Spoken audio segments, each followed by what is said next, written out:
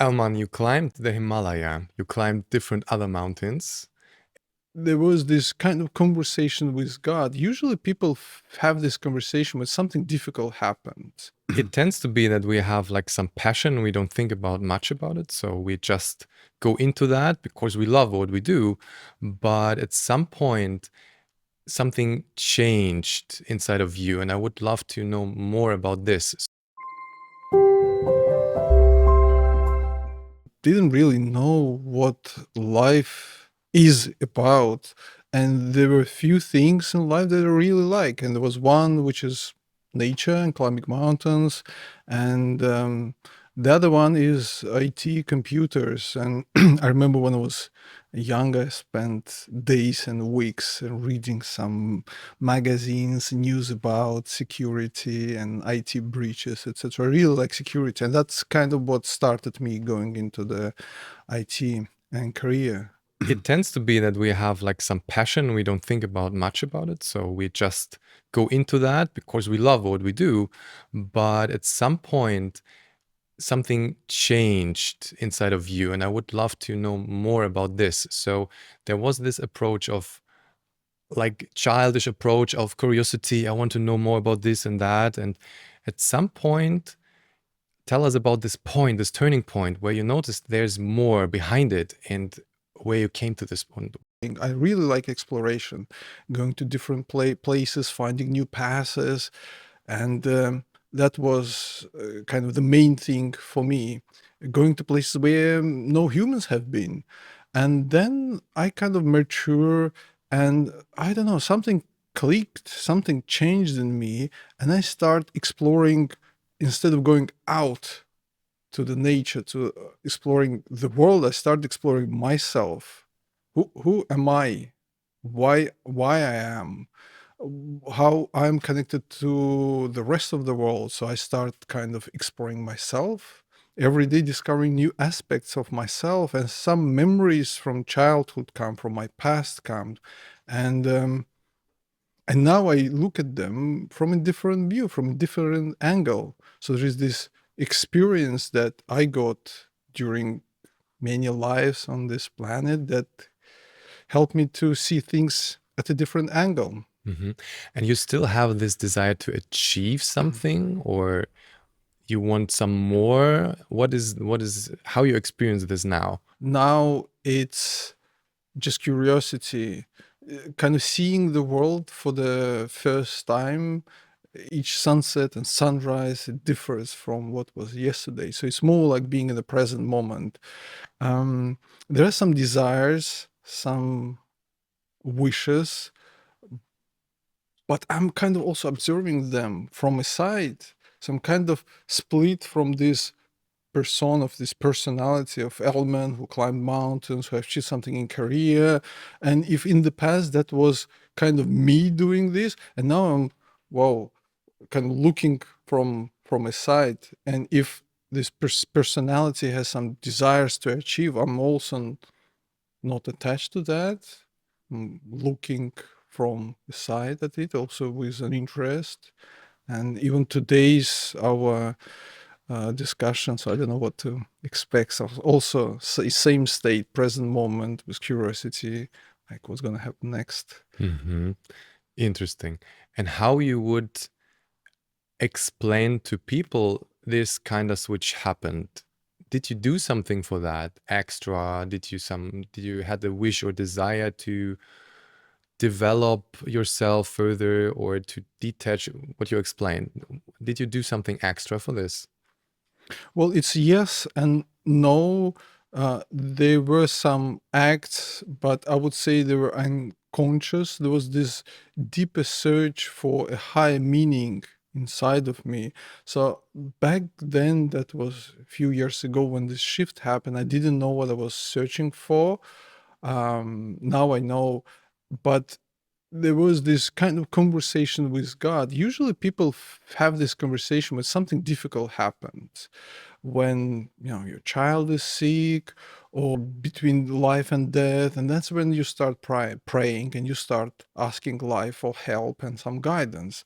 So in my case it was something similar. so the circumstances could be different, but then when you face the situation, you start asking life some deeper questions, because in the past there was more kind of what I can take, what can I achieve, what I can get for myself. So I want to more entertainment, and now there was this some deeper questions, and that's what happened. Mm-hmm. Hmm. It was interesting, and then it felt like there was a shift in reality, and then life started giving me answers. And to be more concrete, basically I was on another climbing trip. I couldn't reach the top. I remember you asked me just before our today podcast whether I had this life and death situation. I said no, but now just looking back, there was this life and death situation. I got sick, and instead of going down, I decided to go to the next camp, and the next camp was 5,200 meters. It's a high altitude, not enough oxygen, and I was kind of dying, and it was easier probably to die in that situation rather than to leave, because just too much pain and too much difficulties. And so I didn't decided not to and not to go up, and I turned back, and somehow I got back with the help of a friend of mine. And yeah, I actually start thinking about what if I die, what I'm gonna leave here on after myself on this planet. There were lots of questions going through my mind, totally different one, the one that you wouldn't ask, because usually we don't face these life and death situations. Came back, I couldn't eat, had some health problems, was diarrhea, vomiting for a few days, lost lots of weight. And I had few hours sitting in a nice armchair, looking for the sky and just asking some questions. And a friend of mine, yeah, same night mentioned about meditation, because I had so much thoughts, I couldn't sleep. And the friend of mine, he said, well, why don't you try to meditate? And I was like, I don't know what meditation is. And when I came back home, I started researching that. I found a book, and in that book, there was 10 steps to get to enlightenment just by meditating and doing a few other practices.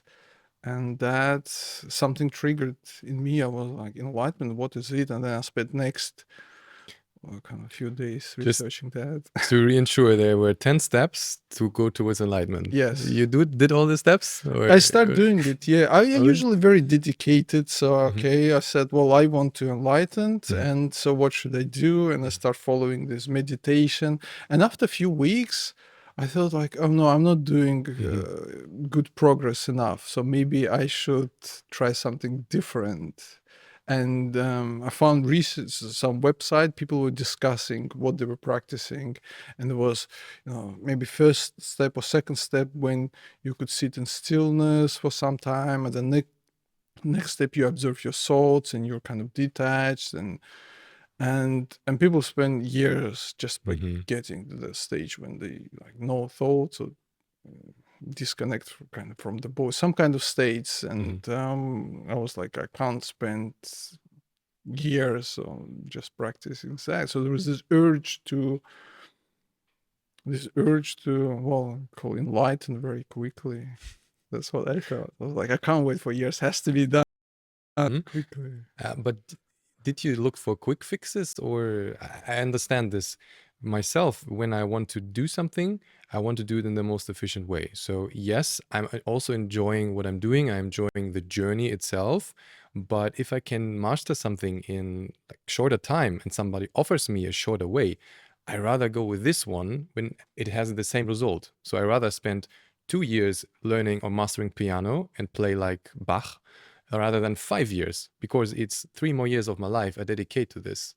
And I can play then the rest of my life like Bach, and I have 3 more years to do this. So it's the same principle here. So yes, of course, I tried shortcuts. I tried shortcuts, and that was the human's nature to find the quick ways. And Mm-hmm. so I stopped quickly. I realized that by reading books and watching YouTube, so I wouldn't do much progress. So I started practicing. So there was some breath work, some psychedelics, some retreats, and meeting shamans, and all kind of different traveling world, meeting people, and just practicing, trying and see what actually works for me. And then I realized after some times that, wow, there's so many practices. It feels like, so there was this place. Actually, I had this experience when, well, I call it experiencing home. And it felt like life actually showed me that what I was looking for. I went to the state. I was in the state where I realized that this life, the whole life is just a dream. And I've been dreaming about that. What do you mean with dream? Because when I like hurt myself or Mhm. cut myself, then I feel it. So it feels quite real. What do you mean with dream now?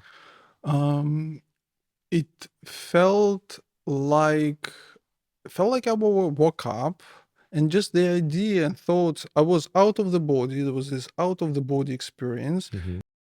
During that moment, 100% sure that I'm not the body. Mm-hmm. If someone hurts myself, yes, definitely I would feel the pain, but I would feel the pain that the body would actually feel. It's like me being this non-material consciousness experiencing that pain Mm-hmm. through a body. And the whole idea about being a male, 35 years old, and having, job and career, it just felt like, wow, just a dream, because that wasn't the true. And the reality that I felt was much more real, like much more real. It was like, whoo. And there was all tension go. There was this sense of freedom. And there was this peace and love that I felt. It was such a big release, and I didn't want to go back in the body. I just, I was praying, asking, please, can I stay there? I don't want to go back. Mm-hmm. So, yeah. And when I ask you now, who are you? What would you answer now? So it feels like there is no just one answer. It feels like I can experience the world on multiple layers, and I can shift from, call, from one consciousness to another consciousness, and I could say, well, I'm Elman, 40 years old. I could be that, or I could shift where I'm the whole space and I'm the whole what's happening. I could say I'm that live, or it really depends. So it depends. But the difference is, well, I know that I'm more than that. And there is a kind of never ending journey to discovering who am I. And this reality, oh, I know I'm that. After some time, 6 months later, it changes. And now, oh, I think I'm that. Now I'm that. So kind of Mm-hmm. changing process. And what about your life? Did you just drop everything now? You don't climb mountains, you don't do your job? I still climb mountains and I still do jobs. So pretty much, I could say externally, I still do the same thing, but everything changed. My attitude changed, the reasons why I do that, how I do that, what I feel, the whole things just changed. Yeah. Isn't there something you would advise your younger self when you look back at the Elman? You were there doing these things, climbing mountains, not knowing where he's going, and being this playful child that explores the world.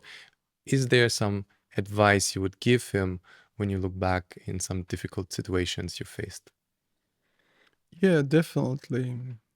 So just the understanding of what life is, and that the life is doesn't mean actually bad to me as a child.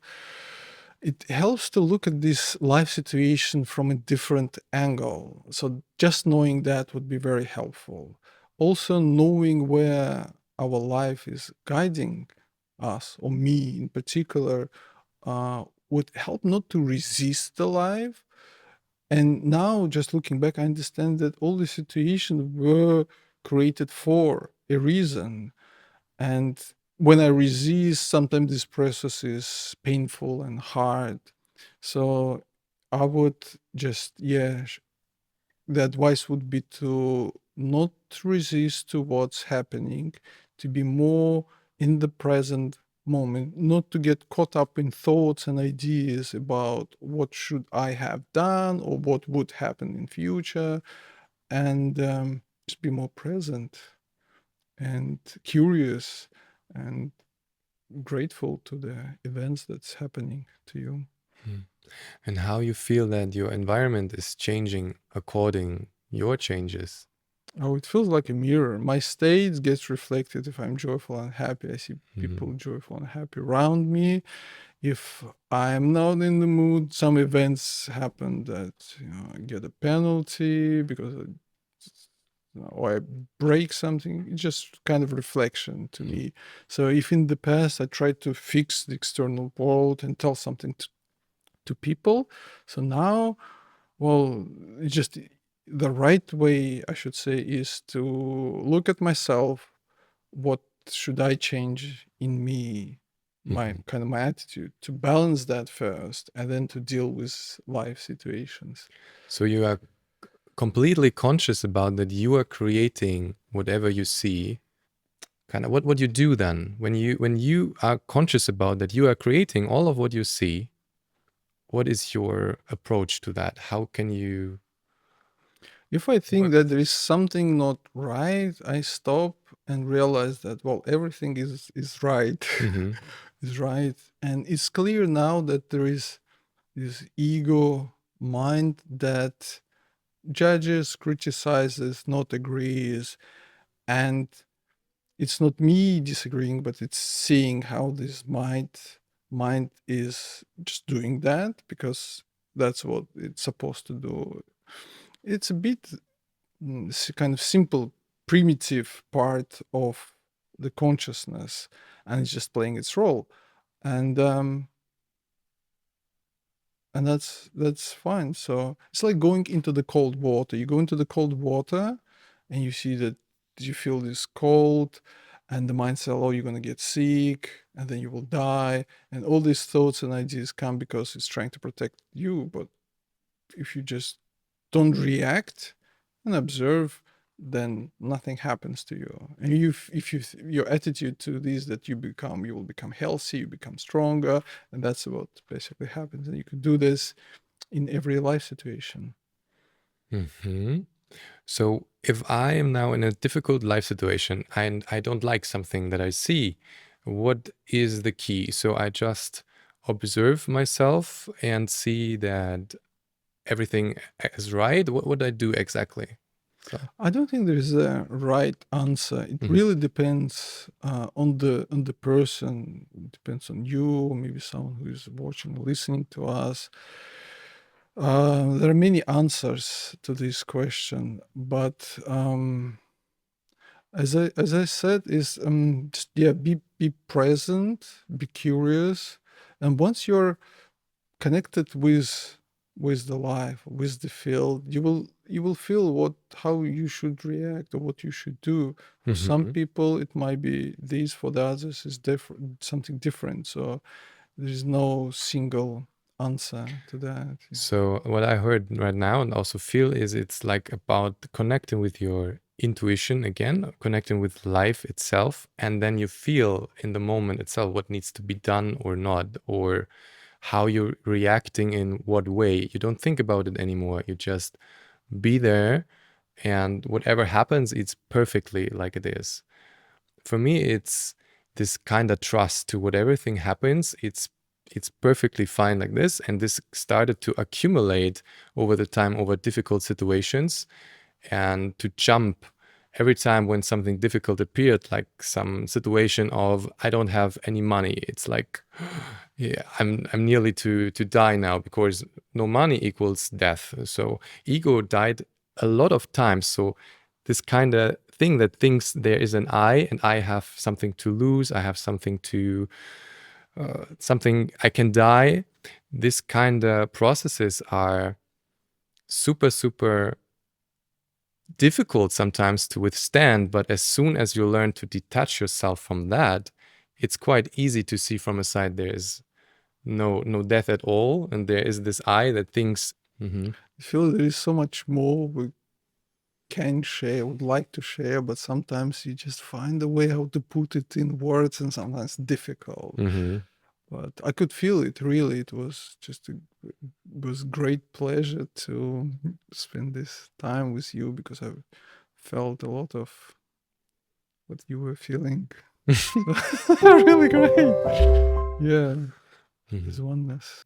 Okay, so we'll be finishing our today podcast. So thank you for being with us today. Thank you. Thank you very Luca. much. Yeah. Great.